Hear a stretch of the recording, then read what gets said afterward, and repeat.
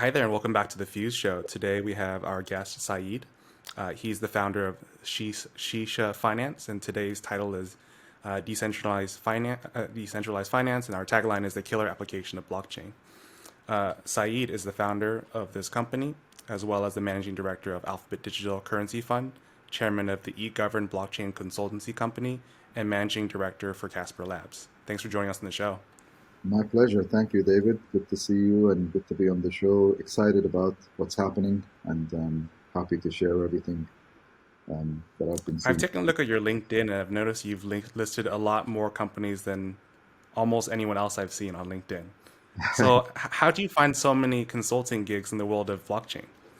Great question. I think it's just over the years as you kind of support a lot of different projects and you know your name is it goes out there and you've been investing early into a lot of projects and been very active in the space. So even though most people have been in the space for quite a long time, but myself, I've only been in the space for 4.5 years, and I'm still learning every day, and there's still a lot of innovation that's happening, and you have to keep up to date with everything. But I think, as long as you manage your time efficiently, then you shouldn't have issues with advising a lot of projects out there. But How yeah, did you get started in the world of blockchain? yeah. So about 4.5 years ago, my partner at Alphabit Digital Currency Fund, Liam Robertson, I've known him for many years, and he called me out of the blue and he said, "Hey, I want to set up a regulated fund, and I want you to be my partner." And I was like, "That's great, but what's the asset class it's going to be investing in?" And he said crypto, and at the time I never heard of crypto before, and I said, "What the heck is crypto?"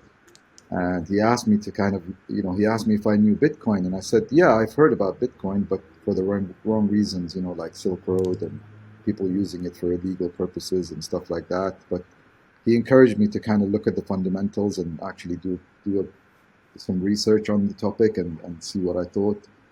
So I agreed, and after a few days, I got back to him because as soon as I looked at the fundamentals of Bitcoin, for me, it was kind of the solution to all the problems that we see with the current monetary system and the problems that we see with fiat. And I knew back Hmm. then that the monetary system was flawed and the fiat system was flawed. And for me, this was like the perfect hedge. So I called my partner back and I said, "Hey, really interested. Let's set up the fund." And we co-founded the fund, and the fund's been doing really well over the last 4 years. And since then, I've just been investing in Bitcoin and investing in a lot of different projects over the years. And after that, I was doing a lot of trading. And then after the trading phase, I kind of got into advising a lot of crypto projects over the years. And then I decided this year, several months ago, I wanted to build my own kind of project, and that launched a month ago, and it's done Hmm. so well so far, and I'm excited about the future as well. When you first got into Bitcoin, when you bought your first Bitcoin, what was the price, if you can remember? Yeah, so it was around $1,000 at the time when Okay. I first bought Bitcoin. So I'm assuming you made a fair amount of money off of the increase in valuation since.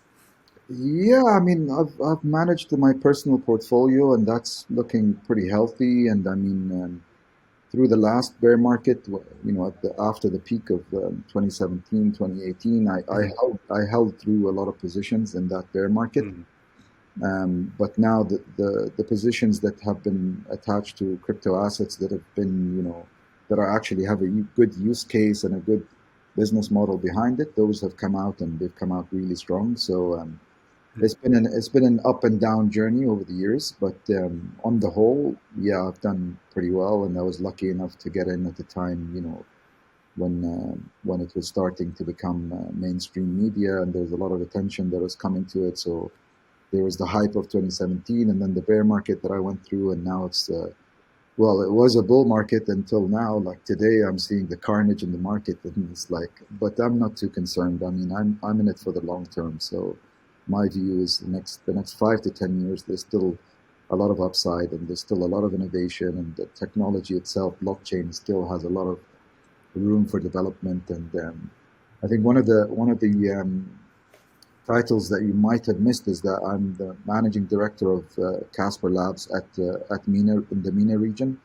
Mm. So I'm heading up their efforts and our efforts in the Middle East and North Africa. And Casper Network is a very exciting network that is built for enterprise adoption, and it's addressing all the other issues that a lot of the recent blockchain networks that have come out have been facing. And we feel that the technology is really strong, and we feel that the business model is very strong, and we're very hopeful of the future, very ambitious. We have a lot of plans for the future, and ultimately we want as much adoption of blockchain globally. And with Network, we hope a lot of enterprises feel that it's the right tech for them to build on. So, what would you say is the reason you're so bullish behind the decentralized component of cryptocurrencies in general? So Like, yeah, what makes that so valuable in your mind? in my mind, I think it's a simple case of, firstly, you have to understand what is decentralized finance, and ultimately, decentralized finance is a way to disrupt the traditional finance, players out there, like the banks and the mortgage brokers and and all the intermediaries in the financial services sector. Because ultimately, what you can do with DeFi is you can be your own bank, and you Hmm. can put up your own crypto assets as collateral and borrow against it. And there's so many different products and services that's actually disrupting the centralized finance system. And if you look at the centralized finance system, it's pretty huge. So if DeFi can take up a very small percentage of that, then there's a lot of potential. And the current centralized financial system is very inefficient, and it's built on a legacy system that's digitally kind of not efficient as what we see with the technology these days. So I think DeFi definitely disrupts that, and I see a lot of the innovation that's coming out in that sector. And I think the market cap is really, I think it's around 100 billion last time I checked, before the prices went down last night and today. But I think it could go up a lot more. There's been a lot of money that's been going into DeFi, but I think it's kind of like, well, people in the past have been questioning what is blockchain technology? What's the real kind of use case for it? What's the real kind of application that will kind of make it get to that next level? And Hmm. I think that DeFi is the killer application that's actually getting blockchain much widely adopted, and a lot more usage out of blockchain technology in general. So that's why I'm excited about it, and that's why I'm bullish on it, and I feel that there's a lot of potential in it. Bitcoin's probably the cryptocurrency that everyone's the most familiar with, but what would you say are the coins that you're most bullish on in terms of their future? I It think, could be it could be Bitcoin if that is the case. Yeah. yeah, no, I believe in not just. I'm not a Bitcoin maximalist. I believe Bitcoin is always going to be the most important cryptocurrency, because it's the first one. It's the one that a lot of people trust the most, and it's one that's been around the longest. So I think, the more users that are on a network and the more usage on the network, the more kind of secure Right. it is. So I think Bitcoin is the most secure network out there. So it will always have its value. But certainly like Ethereum and Binance and Polkadot and Cardano and Casper and Tezos, and there's quite a few layer one blockchain networks out there that I believe solve problems, and are used and being used, and will have a lot of usage in the future. So as long as these networks keep developing and keep being able to provide solutions for a lot of applications, then they'll be in demand, and there's always going to be a market for them. So I think ultimately, as long as there's a good use case for the token, then it should go up in value over the long term period. Are you concerned about congestion on any of these networks? For example, there definitely is a network effect where the more people who use a currency, the more valuable that currency becomes, and that's true for both crypto and fiat. But Yes, in terms of Bitcoin, if everyone on the planet all of a sudden wants to use like Bitcoin overnight, the transaction times and the sending fees would be astronomically high, as it would be with Ethereum as well. that's correct. Yeah, but the main reason why Bitcoin and Ethereum are kind of very heavy on gas fees or transaction fees or even a slowdown in the transaction times in a period of congestion is because they're proof of work blockchains. So there's a lot of energy, there's a lot of you know energy that needs to be consumed before a block is mined. Whereas with the more like the third generation kind of blockchain networks out there, like Cardano, like EOS, and others, they're proof of stake.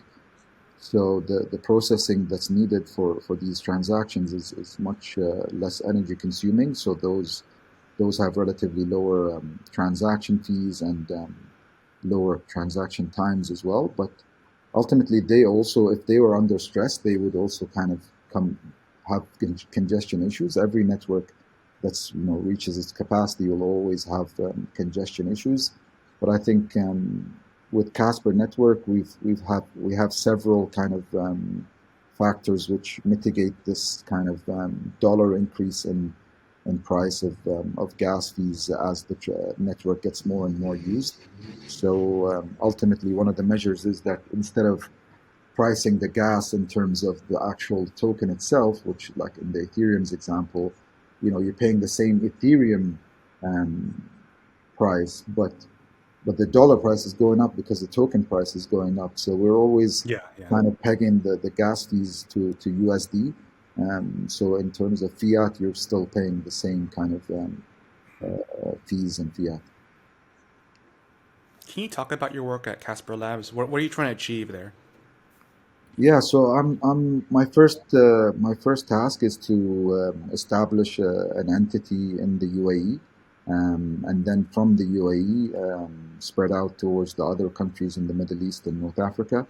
But I think the main thing is to establish a presence and to encourage government agencies and corporations and institutions to actually use our network and to show these entities that our network can actually address the needs that they have if they have specific use case for blockchain in general and something that blockchain is beneficial for.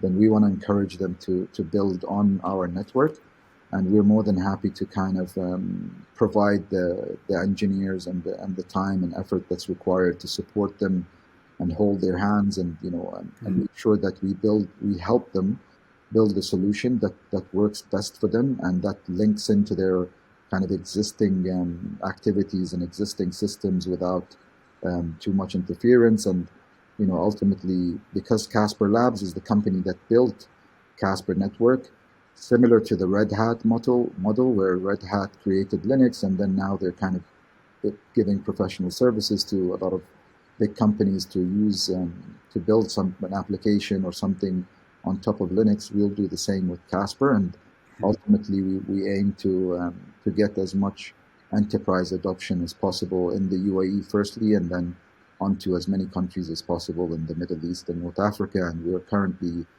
in a lot of discussions with a lot of different government agencies and private entities in the UAE to get them to try out the network and see if they want to build something on the Casper network. Are you afraid of government regulation as time goes on? I imagine a lot of governments will feel threatened by the opportunity to lose control of their own currency over time, especially smaller countries or groups that use smaller or lesser known currencies. Yeah, I mean, I'm sure that there are countries out there that the governments are worried about this, and they can choose to ban crypto or issue regulations that is not really helpful to crypto. But ultimately, I think if you as a country you're kind of hampering actual technology that's actually useful for the economy and useful for the people, why would you not want people to have an efficient system which costs them a lot less money and is quicker for them, and all the other benefits that they can get by using blockchain technology. So actually, if you're kind of breaking down regulations which is making it difficult and stifles the technology, then ultimately your economy is not going to reach its potential if you don't use technology. So I mean, they have their right to make their own decisions and make their own policies and regulations. And some countries will be pro crypto, others will be anti crypto, some countries will be for it one day and the next day against it, and some countries have their own agendas and their own priorities. So I think it just depends on which country it is, and the government, if they see the actual benefits, then they would be accommodating and put in regulation that's fair to them and to investors and consumers and people in the public. Um, but yeah, I mean, there's always going to be both sides, and Mhm. luckily the UAE is more welcoming to crypto and blockchain technology, and the Middle East and North Africa in general is, understands that they're still developing countries and they need to use technology to actually bridge the gap between them as small countries and the other, superpower economies out there. So I think it's a bit of both, but you know, I think there's always more benefits to be had from actually understanding the technology and actually putting in regulation and frameworks that will not just it will all protect people in general, but also allow freedom for the technology to develop as well over time. I imagine that crypto is one of those things that is good for the world to have. I'm just not sure if every government sees it as good for their country, Mhm. especially if a country is trying to. A lot of countries out there are still trying to figure out what's the appropriate amount of money to print to make sure there's an appropriate level of, like, I guess, movement of money in the economy, but not too much to the point that inflation gets out of hand.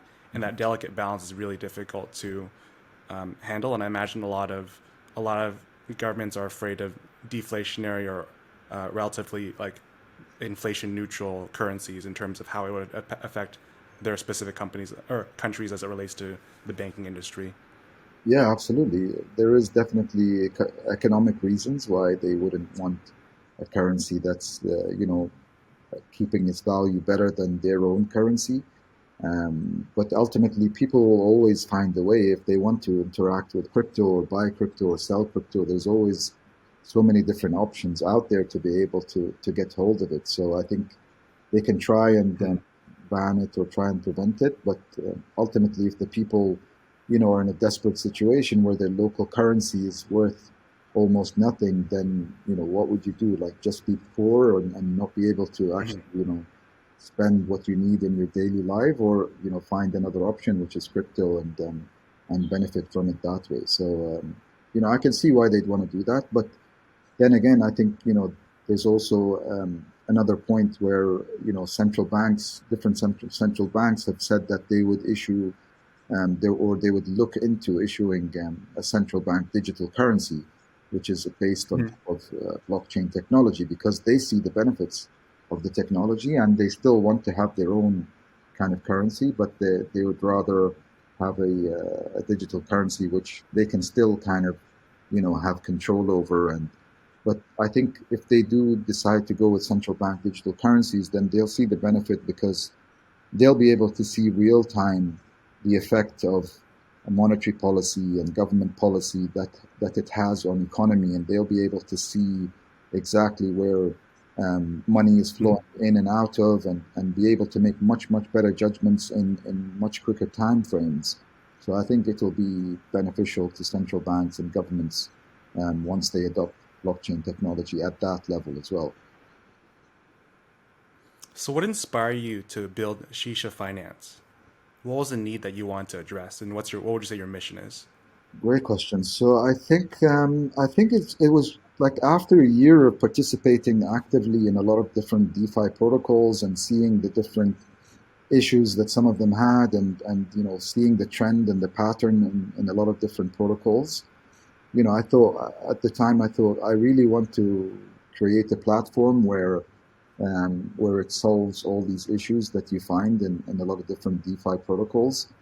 And then I also wanted to kind of create a platform where people who are new to the space, or even people who have been in crypto for a long time but never actually tried out any DeFi protocol, where there would be a platform where they can come and participate and not have to worry about um, if they stake their asset, or if they stake a certain amount on the platform, then actually the APY they're going to get is actually going to be reducing over time. Because a lot of the different DeFi protocols are yield farming or staking protocols. You stake Yeah. at the beginning, the APY is pretty high to entice you, but the token itself that's being rewarded has not really much usage or use case for it. Right. So the value of your APY goes down over time. And that was a recurring theme that I saw. I mean, there's still a lot of good, very good, solid DeFi protocols out there. But that was one of the issues that I wanted to address where, you're getting an APY, but then it's always reducing over time. I wanted to create something where you start off on a low, stable APY, and then with time, goes up. And I thought the only way you can achieve that is if the actual token that's being rewarded or the token on the platform is actually in demand and gaining value and actually is being staked and there's a need for the token and the need that I thought of and thought would be best suited to what I have been doing over the last several years was the idea of a decentralized fund, which is a one-stop shop where you can go on the platform, stake any amount you want, and in return for that stake, you automatically get distributed rewards in our Sheesha native token, and you also get distributed tokens of all the projects that we are investing in because the Sheesha Finance platform ultimately is aiming to build a portfolio of made up of DeFi and NFT and crypto and new innovative up and coming projects that are based on blockchain. And we would myself and the team and the advisory board, we've had the experience of investing very early into a lot of projects and advising a lot of projects and actually creating our own funds in the past as well. But this time I just felt that I want anybody who's new to the space to have somewhere to go where they can see that there is already a ready portfolio where they're going to have exposure to, and it's been kind of built over time by a group of people who are experienced in investing and experienced in building portfolios as well. So I think that's the value of that's how I feel the value of our token will go up.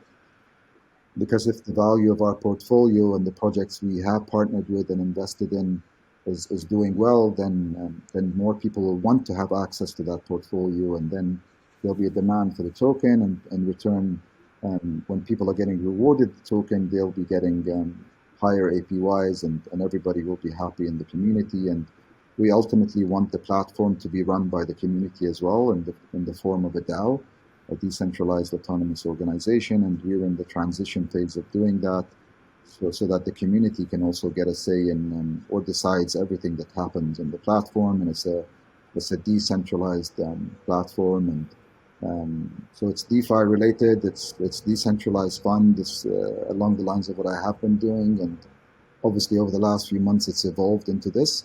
But I'm really excited about how it's been going so far, and I expect it's going to be a long-term thing because we're building for the long term, and I think that over the next few months, in the next couple of years, the real value will be showing for everybody to see. You called out a pretty common problem that I've seen in the crypto world where all these companies try to encourage you to stake their tokens, but the tokens themselves have no inherent underlying value other than for the sake of staking. So you Exactly. might have whatever the APY is, it's kind of irrelevant if the underlying token depreciates over time. Yeah. How do you guarantee that your token that you're trying to, like, how do you guarantee a solution to that problem? So, so in terms of Shisha Finance, what we're trying to do is we're trying to give the token kind of more appeal to a lot of the people out there who haven't yet gone into the market.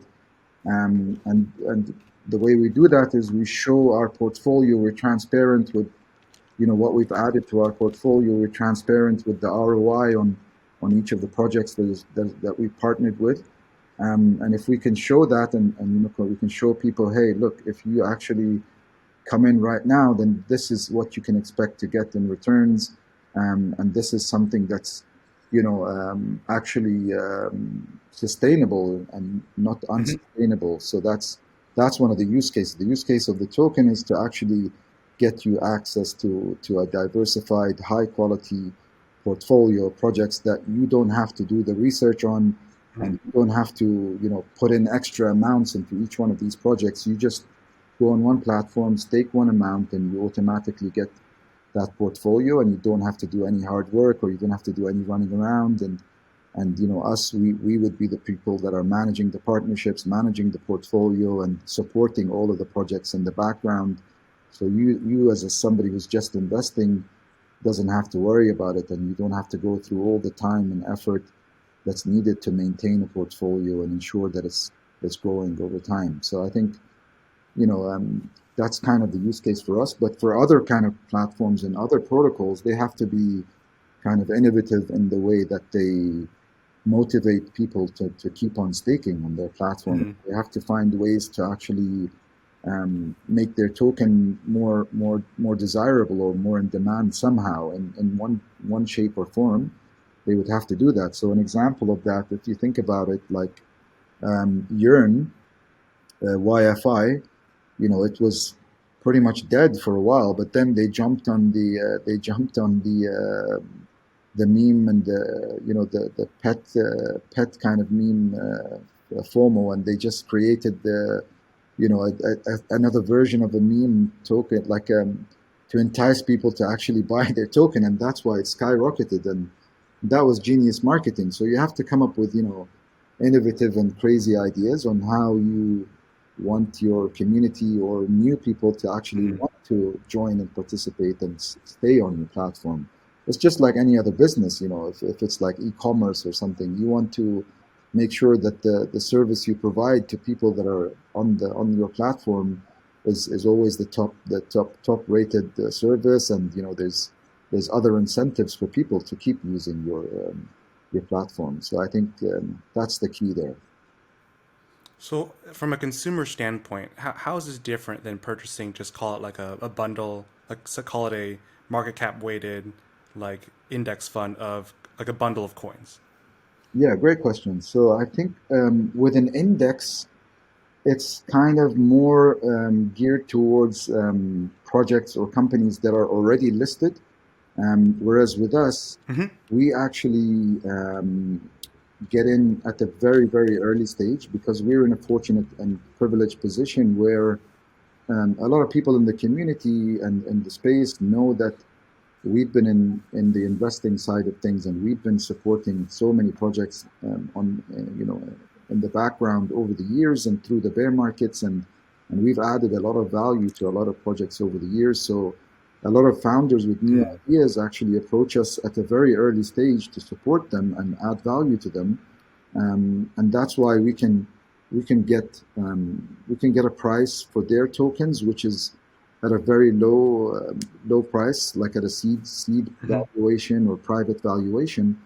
And then all of the tokens that we actually get from the project, we will distribute to people that are staking on our platform. So you can think of it, it's not like the indexed tokens out there, because the index tokens looks at the whole market and whatever's existing, rather than looking at very early stage into startups. So is it fair to compare you to, say, like a decentralized hedge fund? Yeah, we are a decentralized hedge fund, in effect. Okay, I see, I see. Yes. And these connections obviously have a huge weight, or your connections obviously have a huge play in this. So I wouldn't think it's inappropriate to draw a hedge fund level like fee structure. Do you have a defined fee structure so far? No, so we actually we want to translate as much value in what we're doing into the token, because ultimately, as founders, we have a very small allocation to the tokens, and we would rather the token did better than us actually as a business getting fees and taking advantage of other people who are investing and putting money in. So we're not actually charging any fees to neither of the projects that we're investing in, or our partners, or our stakers on our platform. And we're very transparent, and we'll always show everything on chain. So all the tokens that are due from every single project that we partner with or invest in, all of those tokens are distributed to our stakers. and that's not our business model. We don't want to take fees, and we don't want to do that. I see. But ultimately, if at a later stage when the platform is run by a DAO, and they feel that there should be fees that the people that are working on the projects and working on getting Mhm. the deals should be getting, then that can happen at a later stage.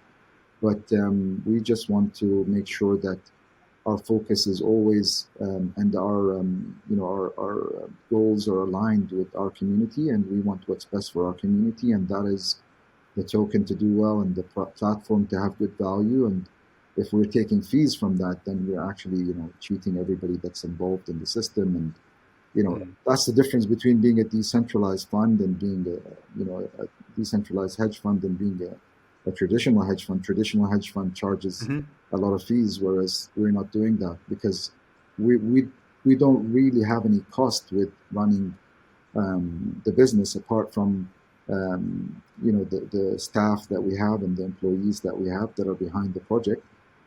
But we have Mhm. allocation to the tokens that we can use to fund the project for a long period of time. So we're not relying on fees. So the money you've raised so far, is that like akin to like an ICO? Is that fair to say? No, so what we did was we did what was called a liquidity generation event, which was a 2 week Mm-hmm. period where people that wanted to participate on the understanding that they would have to stake that amount on our platform for a period of 2 years. Um, they, Mm-hmm. they, they were encouraged to participate, and all of that was done through Ethereum on the Ethereum chain and BNB on the Binance Smart Chain. And all of Mm-hmm. those tokens were actually matched with 15,000 Shisha tokens on either side. And they were put into liquidity pools on AMMs, on decentralized exchanges, on Uniswap for Ethereum, and on PancakeSwap for Binance Smart Chain. And that gave the token its initial value. And everybody that participated basically got the exact same price. So there wasn't any I money see. raised from any investors. Rather, those funds were all put into the liquidity pool to ensure that when the token was trading, if somebody wanted to trade in and out I with see. high, I high see. amounts, there was very sufficient liquidity, and that's what you can see now. Right now on Uniswap, I think even with the current crash in price, I think we still have liquidity of around 12 million USD in Uniswap, and on PancakeSwap it's about 5 million USD. So there's still a lot of liquidity there, which we wanted to ensure. Mm. And ultimately, that allowed the token to have an initial value and a fair value to everybody that participated or contributed. So let's talk about the token. How are you paying people in terms of their staking in terms of like more tokens? Is that correct? Yeah, so the higher the amount that you're staking, the higher the percentage of the rewards that you'll get. So if, for example, you're staking one token and there's a total of 100 tokens being staked, then you'll get 1% of all the tokens, of all the rewards that are distributed in both Shisha tokens and also tokens that are distributed from all the portfolio projects. Mm, I see. So it's a So pro. what are those different tiers? So you can either stake what we call the liquidity pool token, but if you decide to stake the liquidity pool token, then you have to accept that there'll be a 2 year lockup on that stake. But if you're Mm-hmm. staking our liquidity pool token, then effectively you'll get double the amount of rewards that people who are just staking the Shisha token itself would get. And that's because you're taking more risk and you're locking up your funds for a longer period of time. So you should be getting a lot more rewards than people that Mm-hmm. are just staking the Shisha token itself. Hmm. And what is a normal amount that a founder of a cryptocurrency company would like take for themselves as like as their like equity portion of the pool of tokens?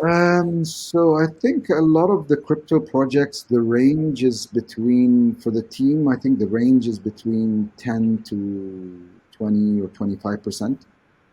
Whereas with Okay. with Shisha Finance, it's actually the team and the advisors' total amount is 10% of the token supply. Okay. So I think the advisors are getting around uh, 5% or even 6%, and the team is only getting like 5 or 4%. So it's Hmm. I think it's very fair, and and we're very transparent with the token Hmm. allocations and how the tokens are being used.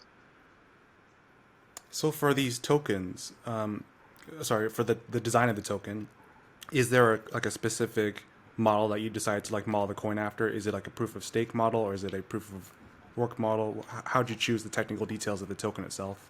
Yeah, so the token itself, the actual smart contract for the token is built on Solidity, which is on Ethereum and Binance Smart Chain, and that's built. The Ethereum chain is proof of stake, Binance Smart Chain is proof of stake as well, and we're using the same kind of programming language and the same kind of smart I see. contracts that are on top of those chains.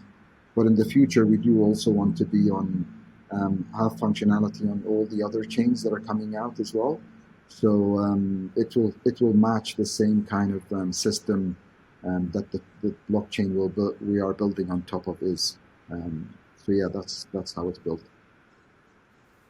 What would you say is on your 2 year feature roadmap? Because earlier you mentioned like this is kind of a like self balancing act where like the original algorithm obviously took a lot of work, but once that's it's set in place, a bunch of it is not so much on the technical side, but the non technical side. Do you Exactly. have more features in mind for the platform that are yet to be, I guess, available? Yeah, great question. So, what we're planning to do is we're also planning to reward our stakers with a very unique NFT that our arts ambassador, Vesa Kivinen, created a very unique NFT for us, and we're going to distribute that to people that are staking on our platform. But also, we're going to be partnering with a lot of different NFT projects. And what we're planning to do is kind of an NFT lottery where we bring in like a very high quality digital artist to come in, Mm-hmm. create a very unique piece of artwork and mint it as an NFT. And then we'll have a few categories. Like one is the very rare type, which the artist will make one of a kind, and then one that has like 100 of copies, and then one that has 1,000, and then 10,000. Mm-hmm. People will use Shisha tokens to purchase lottery tickets, and the winning or matching the most matched numbers on those tickets will get the top prize, and so on. And all the Shisha tokens that are contributed will agree a percentage that the digital artist will get, so he's motivated to actually create really good NFTs for us, and then the rest we'll kind of put back towards the rewards pool, to encourage to make that pool consistently have a good supply of tokens in there to reward for the future. But then I mean we'll keep monitoring the market, and we'll look at what things are out there that would make sense for our community, and also we'll always be listening to the community, and if they come up with ideas that we want to add at a later stage, then we'll do so. But I think for the first couple of years it's all going to be around managing the portfolio, and making sure we I have see. we have the best possible projects on our portfolio, and if we find ways that we can keep our users motivated to stay on the platform, whether it's NFTs or any other unique things that are coming out, then we'll definitely try to use that. But I think NFTs is a very good kind of way of incentivizing people to participate on a platform. I think a lot of people are very kind of curious about NFTs if they haven't been in them already, and I think only the high quality kind of NFTs that are backed by high quality kind of art pieces or even high quality assets, those will hold their value over time, and those will always be in demand. So I think that's an important element for us as well. You mentioned the community a lot, and I think it's one of the coolest parts of any crypto based businesses. They're very community oriented. How do you engage with your community? Is it through a forum? Is it through Discord? Is it through Reddit? How do you handle all of that? Yeah, so we have a Telegram channel, we have a Twitter channel, we have a YouTube channel with a lot of videos. We have our website, we have a Medium page with all of our articles to keep people updated. We do have a Discord channel mainly for kind of developers and the developer community. Hmm. So we're using most of these social media outlets out there. We also give our community a support email address so they can actually email the support team, and if they have any issues, we can help them one on one. So we want the community to be able to reach us in as many ways as possible, and we'll always try to listen to the community and get feedback from them, and make sure ultimately what we're doing is something that they're happy with, and they want to stay with us for a long period of time. So before we started engaging over email, I can't say I've heard of Sheesha Finance. How do you get your name out there into the world? How do people discover your company?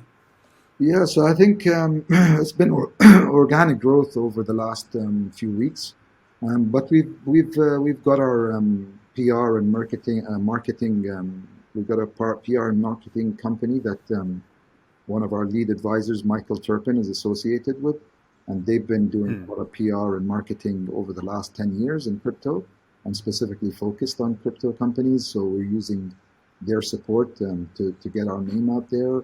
We're Hmm. using kind of our COO has been on national TV a few times over the last week. So we've had a publicist to support us with that. We've also had some influencers talking about the project and tweeting about the project and posting YouTube content about the project, and just trying to get any really good value for money kind of marketing options. We'll always kind of look out for, and Hmm. I do appreciate that this meeting that we're having here is something that you're going to show to your community, and Hmm. that's very exciting, and I really appreciate that, and you giving me the time and opportunity to speak to you is definitely much appreciated. I'm thankful for your time to learn more about this industry. I feel like it's one of those things where everyone has a loose understanding, but once you dive into the details, a lot of people get lost easily, and I'm honestly one of those people as well. I haven't taken the time to research all the minute details of crypto very well, and I think it's great to talk to experts versus trying to take shots in the dark. Yeah, I think before, like anything in life, before you make a judgment on it, you should actually, like, if it's food, you can't say you don't like a certain food Right. unless you actually try it. So, if you start making comments about the topic that you have no experience in whatsoever, or you haven't even like actually tried it out, then I think it's not a fair judgment, and you should always make your own judgment by actually trying something out, or actually doing a lot of research on it and asking a lot of different people about it, and not just take one or two or three different opinions, but take like 50 opinions if you can, or take 100 opinions if Hmm. you can, and read different information from a lot of different resources, and try to keep an open mind, and then once you've actually tried it and read about it and tested it, then you can make a better judgment for yourself. So I always encourage people to do a lot of research, do a lot of reading, and ask a lot of questions before they actually get into what they're thinking about. And if you want to try it out, always start off with very small amounts, just to test it out and see how it goes. And once you get more comfortable, then you can slowly kind of get more engrossed in it, and get more exposure to it. And I think that's the best way to do it. But a lot of people get carried away and they just jump into something without thinking about it, and then they start complaining afterwards. But that's just how people are in most cases. But happy to share my experience and my knowledge, and I'm always keen to talk about what I'm doing to others, and helping them where I can. And that's how I got to where I am, because I've always supported all different types of people and so many different types of startups. Once you do that, then you really have a good reputation, and everybody's kind of aware of what good things you're doing in the community, and the ecosystem and the infrastructure, because it's still very early in terms of the tech itself is still very young, There's still a lot of Hmm. development that's going to come out, and there's still a lot of innovation that's going to come out. So even myself, even though I have got good knowledge and good experience, I'm still learning every day because there's always new things that come out. There's always new projects that come out. And if you think for 1 minute that you know everything and you're the master of it all, then that's when you start going downhill. And I'm a big believer Hmm. in always, educating yourself and always learning and trying to, absorb as much information as you can, especially in this very, very high paced, um, and very bouncy kind of ride that we're having now. It's always very good to remember the fundamentals of why you got into the market in the first place. So rather than panicking, which everybody else does, and making emotional decisions, you should always, remember what Hmm. your original decision was to get into the space and what your time frame was. And I would always encourage a very long time horizon in any kind of new asset and speculative asset as well. But as long as you've studied the fundamentals and they're strong, then you should always kind of stay in it for as long a period as possible to enjoy the most kind of gains.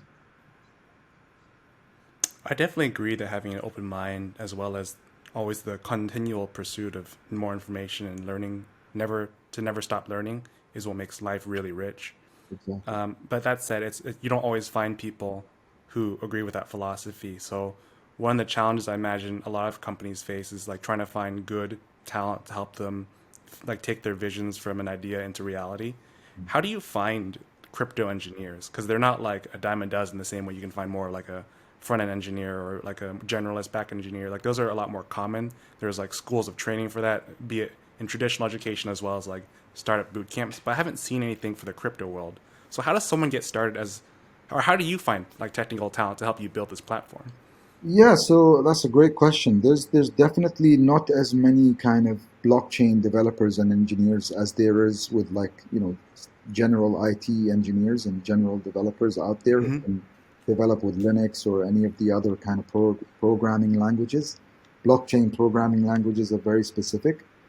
So yes, it's a very rare kind of commodity to come across a really good quality and good value for money kind of developers and engineers are very hard to come by.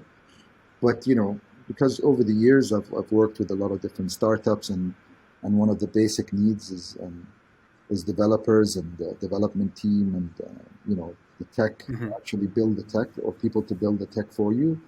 We've established a good network of contacts who are specialized in that field, and we always kind of if we're working or partnering with a very very early stage kind of idea stage project, then we'll always kind of give them support in those areas and point them in the right direction in those areas because we save them a lot of time from if they wanted to look for it themselves, then they wouldn't know if it's actually the right quality and the right experience behind the Hmm. people they're bringing on. So it saves them a lot of time and saves them a lot of pain and gets them to market much quicker. So that's ultimately why we want to work with as early stage a project as possible because we want to be there to support them right from the birth Hmm. or the idea stage all the way to really like get to a high standard, like a unicorn status is something that we always dream of. And Hmm. if we're known to be, people that were there when they needed help the most, then, that really has a lot of value and increases your reputation over time. So I think, we enjoy kind of working closely with projects and investing in them very early stage. And it's very rewarding because yes, it's hard work and a lot of pain, and there's a lot of ups and downs, and there's a lot of challenges. But the end product is what something is extremely rewarding, and that's what we always strive for. And that's why we always want to be as helpful as possible, as supportive as possible to projects that we feel are solving a problem or are good for the ecosystem or the infrastructure in general. We'll always look to Hmm. support them at as early a stage as possible. So you mentioned that through Casper Labs, you help a lot of these early stage companies get off the ground and I guess figure out whatever needs they have through like just a very like knowledgeable set of consulting. But like, let's say someone wanted specifically help in hiring a crypto engineer. Like, what's your strategy for that typically? So with CasperLabs, it's actually there's an entity within the Casper Association that gives grants and support to new projects that want to build on the Casper network. So CasperLabs I see. was the entity that built Network over the last 2.5 years, and now that Casper Network is launched and is on mainnet, Casper Labs now goes into kind of professional consultancy services Mm-hmm. for actual helping people build on the Casper network. But there's a specific entity within the Casper Association which now owns the Casper network, which is called DevX DAO. And a lot of projects can, go there and get grants to be able to, pay for these developers that they need, or pay for the costs that they need as a startup, and help with the engineering and costs that are incurred from building on the network. And also, like Mm. as a follow up, if what they're building is good and there is kind of a lot of potential with it, then Casper Association would look to support it further on down the line. But Hmm. yeah, we do have kind of incentives and a grant for projects to build on Casper Network, and we would have the developers and engineers that are already working on Casper Network that could also potentially support those. So I guess if I'm understanding it correctly, it's just a giant network effect where I guess the people who are involved in crypto development stay involved in that community and they'll work within those cryptocurrencies and they kind of need to be discovered through their previous work as opposed to like taking someone fresh out of school and teaching them like, hey, this is a manual on crypto development, go read it and let me know when you're done. Yeah, no, it takes time and effort and experience to get all of those skills that you need to become a very successful developer or engineer. But Mm-hmm. all of the blockchain developers and engineers, they stay within the industry, they stay within the blockchain industry, and they know that if they have a talent, it's very rare, and there's not that many talent out there, or experienced or knowledgeable engineers out there. So they would always stick into the blockchain industry, and their track record will get a lot more people to know about them, and a lot of new projects to want their services and utilize their services as well. What would you say is a lesson that you wish you knew from the very beginning of founding your current company? Shisha Finance. Correct. Shisha Finance, I think if I could go back in time and change something, it would have probably been the development company that we used to develop the smart contracts, the original staking contracts. Okay. Because at the time I wanted to have a UAE based company to support Shisha Finance, and Mm-hmm. kind of gave a lot of time and for the development work to happen, but ultimately kind of it just showed over time that the company and the developers that we had, they kind of slowed things down in terms of development, and we didn't actually launch as as quickly as we wanted to. And also, kind of, there was some issues with the smart contract that came up, which we fixed, and luckily we were able to fix, and it didn't cause any kind of loss to any funds, but that kind of did slow us down. And in hindsight, I probably would have actually gone for developer resources which um, had a better track record and a better experience, but are based Mm-hmm. not in the UAE. So that's one thing. And then I think maybe kind of just in general, like how we kind of could have got the word out there quicker, and just the little things that come out now you wouldn't have known about anyways beforehand. Mm-hmm. So I think it's still a learning curve as a startup. You're always going to come up with issues and things that you need to modify or update or improve on. So in general, no regrets. I think everything happens for a reason, and as long as you're Hmm. um, learning from your mistakes and improving, then I think the community will be pretty receptive to that. And so far, actually, our community has been really amazing, and they've been very supportive, and they've had the right kind of time frame with giving us the time that we need to actually build the portfolio, and then they can actually see for themselves the rewards that they're getting and actually realizing it. So I think that's been great, and obviously, there's no startup that has no issues at all whatsoever, and sometimes you can't predict for those issues coming up until you actually launch and you start offering your product or service. But no, it's I wouldn't really change anything. I think I stick to all the Okay, decisions that's that good. I've made, and happy with how things are going overall. I have one last question. What's the best way for our viewers to get in touch with you if that's something they'd like to do? So they can reach us on our website, shisha.finance. They can also reach us on support@shisha.finance, our Twitter page @Shisha Finance. But our website has a lot of information, and if you just go on our website, you'll be able to reach us. You can also find me on the Telegram group for Shisha Finance. I'm always kind of looking out for things and responding to the community if and when I feel I need to. But yeah, that's how you can get in touch with us. I'm on LinkedIn as well. You can find me on LinkedIn. So yeah, that's how they can get in touch with me.